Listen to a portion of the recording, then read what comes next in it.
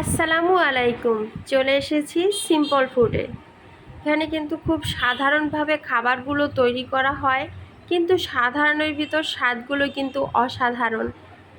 পটুয়াখালীতে কিন্তু এভাবে অ্যাভেলেবেল দোকান নেই, যেরকম রাস্তার পাশে এরকম খাবারের দোকান আর এতটা মজাদার দোকান। উন্নতি হয়েছে ঠিকই, কিন্তু খাবারের মান এখন পর্যন্ত উন্নতি হয়নি। এভাবে ফাস্ট ফুড খাবার পটুয়াখালীতে যে কবে উন্নতি হবে কেই বা জানে। এভাবে রাস্তার পাশের খাবারের দোকান দিতে আমার খুব ইচ্ছে করে, কারণ খুব মজাদার করে যদি খাবার তৈরি করা যায় তাহলে কিন্তু সত্যি লাভবান হওয়া যায়। কিন্তু ওই যে বলে শক্তি থাকলে সামর্থ্য নেই, আবার সামর্থ্য থাকলেই শক্তি নেই। বাবার বাড়ির চাপ, শ্বশুর বাড়ির চাপ সব সামলে কি কোনো মেয়ে একা এভাবে দোকান দিতে পারে না।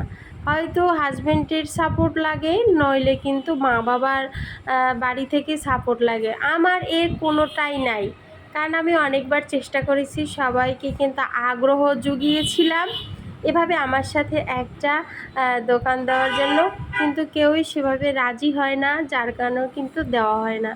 শুয়ে বসে খেতে কার ভালো লাগে? আমার তো মোটেও ভালো লাগে না।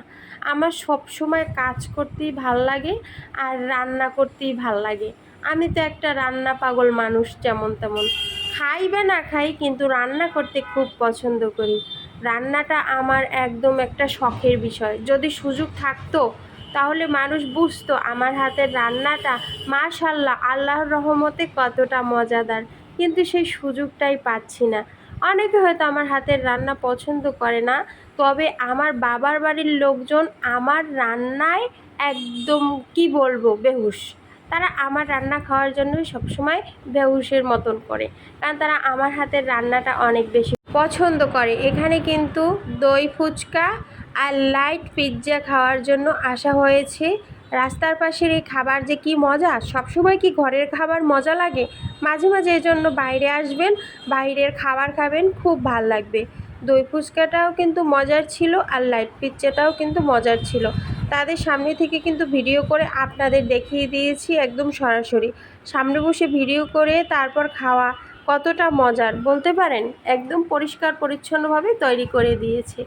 আর আসার সময় এরকমের সুপার শপ স্বপ্ন থেকে কিছু কেনাকাটা করেছে। এরা হচ্ছে ভবিষ্যৎ ইউটিউবার, আর দেখুন এদের কত সুন্দর আগ্রহ, এরা কত সুন্দরভাবে এগুলা দেখাচ্ছে। বলার সাথে সাথে আপনি কিন্তু বাচ্চাদের মেরে ধরে কোনোভাবে কোনো কাজ করাতে পারবেন না যদি তাদের ইচ্ছে না থাকে। আর এদের বেলায় দেখুন, এরা ইচ্ছাকৃতভাবে সুন্দরভাবে বসে গুছিয়ে গাছিয়ে আপনাদের দেখাচ্ছে কত কষ্ট করছে, তারপরও আপনারা একটা লাইক দেন না। কত দুঃখের বিষয় জানেন। ওরা পরে জিজ্ঞেস করে আমার ভিডিও কতজনে দেখেছে, আমার ভিডিওতে কি কেউ লাইক দিয়েছে, কিন্তু অবশেষে বলি হ্যাঁ দিয়েছে বা না দেয়নি। কি করার, আপনারা তো আমাদের বেশি একটা লাইক দেন না। আজকের জন্য এ পর্যন্তই। আল্লাহ হাফেজ।